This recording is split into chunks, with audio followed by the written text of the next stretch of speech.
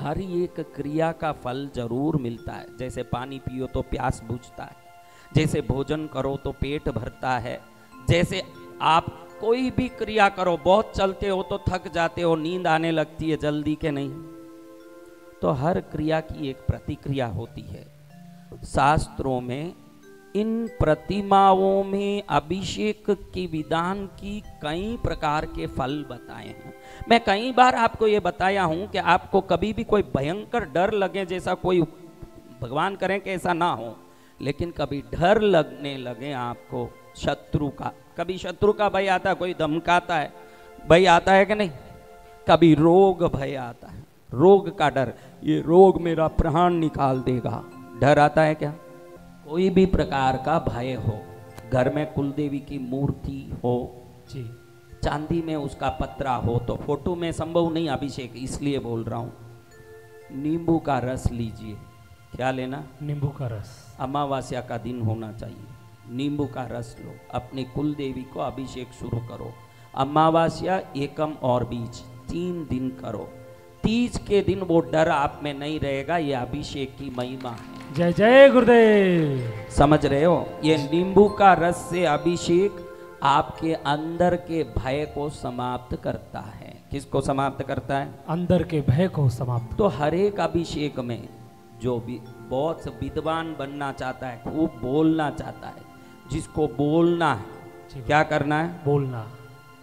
जोरदार बोलूं महाराज, ऐसा शक्ति दो है?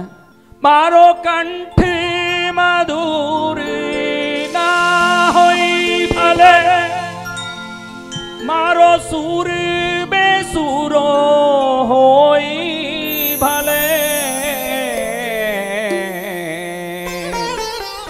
शब्द मले के नाम ले, मन सवना तमारी करवी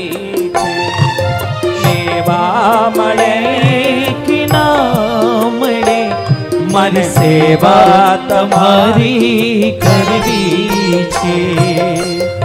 देखो, जिसको विद्वान बनना हो, बहुत विद्वान बनना महाराज मुझे, तो द्रोब का जल, द्रोब घास आता है ना जी गुरुदेव, द्रोब के घास को भिगो करके उस जल से अभिषेक करोगे तो आपके कंठ चक्र जगने लगती है। अभिषेकों का अत्यंत प्रभाव है। निरंतर 48 दिन तक कुलदेवी को घी से कोई अभिषेक कर दें, वो परम दरिद्रवान भी धनवान बन जाता है। जय जय गुरुदेव। ये उनको प्रसन्न करता है। क्या करता है? प्रसन्न करता है। अरे ये पाषाण के पत्थरों को कोई प्रसन्न कर सकता है?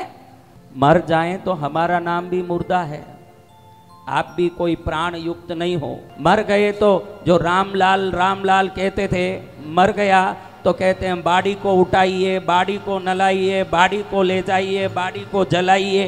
तो ये वही बॉडी है जो सामने बैठी है, इंसान की बॉडी है, वो परमात्मा की बॉडी है। आप में प्राण आया भगवान की कृपा से, इनमें प्राण आया मंत्रों की शक्ति से। जय जय गुरुदेव। सत्य वचन। मंत्र शक्ति से प्राण युक्त प्रतिमा बन जाती है, क्योंकि उसमें प्राण शक्ति डाली जाती है। क्या डाली जाती है? प्राण शक्ति। सदगुरु भगवान। तुरंत जैसे आप में भी प्राण आया है। कितने बच्चे मुर्दे जन्मते हैं कि नहीं, पेट में ही मरे हुए जन्मते हैं जी गुरुदेव। तो ये पाषाण भी निर्जीव था, लेकिन हमने परमात्मा की वो 5 शक्ति, इसलिए प्राण प्रतिष्ठा मंत्र बोलते हैं। ग्राण पाणी बाग पाणी पाद पायु उपस्थानी सर्वेन्द्रियाणि बांग मनस त्वक चक्षुक्षोत्र जिह्वा ग्राण पाणी अत्र आगच्छ तिष्ठ। हम क्या बोलते हैं? जैसे आपके कान है तो कान में सुनने की शक्ति आ जाए, आंख है तो आंख में देखने की शक्ति आ जाए, मुंह है तो बोलने की चखने की शक्ति आ जाए, हृदय है तो धड़कने की शक्ति आ जाए। आज भारत में कितनी प्रतिमा है, लिख के देता हूं, आज चुनौती देता हूं इस कृष्णगिरी में बैठ के। कोई भी डॉक्टर हो, स्टेथोस्कोप लेके आए, अपनी पद्मावती की मूर्ति पर रखें, धड़कन का आवाज आएगा 100%। जय जय गुरुदेव। हाँ, पहचान है, समझना मत, उसमें प्राण है, वो धड़कता है। डॉक्टर सुन सकता है, स्टेथोस्कोप से सुन सकता है। देवी बैठी है, माँ बैठी है। तो आप ध्यान रखना, इन प्रतिमाओं पर जब भी आप अभिषेक करते हो, प्रतिमा नहीं है, ये भगवती है। उनके विभिन्न अभिषेकों से, जैसे आप बबुल का बीज बोलते हो तो क्या पेड़ आता है? नहीं। आम का बीज बोते हो क्या पेड़ आता है? तो विभिन्न बीज विभिन्न फल देते हैं, तो विभिन्न अभिषेक विभिन्न फल देते हैं। सत्य वचन।